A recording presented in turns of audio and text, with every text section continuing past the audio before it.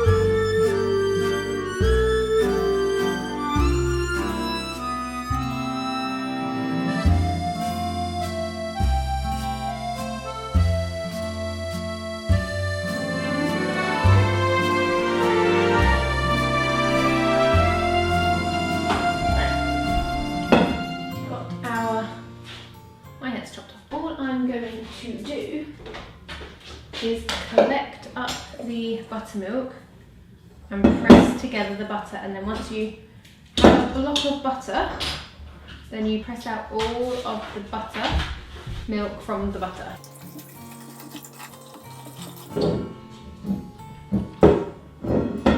Probably too some.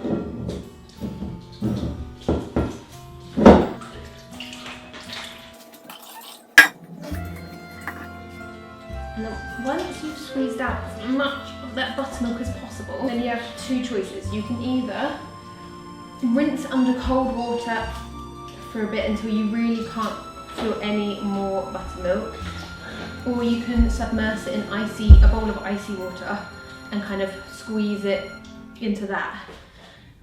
You want to get as much of the buttermilk out because that's what preserves it for longer. I always put a tiny bit of the butter in. So that's all I'm going to be doing now, is squeezing this for a little bit. It's only a few minutes. I haven't got a bowl of ice water, so I'm just going to run this under the tap for a little bit. And that is it. You have your butter and buttermilk. I'm going to weigh it once I've done that and tell you how much of each I got.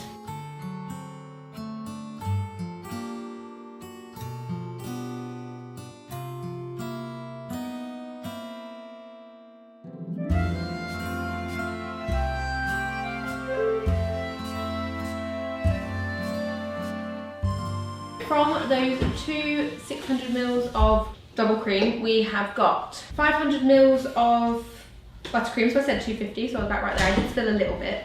And then we've got 2 blocks of just over 300 grams of butter. I'm going to be freezing these as unsalted. If you don't want to freeze them, then you can make them salted by just massaging salt into them, and it cures them and makes them, I don't know if cure is the right word, but it makes them last longer. I'm going to be putting them in the freezer though because I made 2 more blocks like this a couple of days ago with the other cream that I had, and I've got them in the fridge, so these are going to go in the freezer And I think it's unsalted can last in the freezer for like 5 to 6 months, and salted can last in the freezer for I think about 9 months, my research said. Tubs cost me £1.40 altogether, and for that I have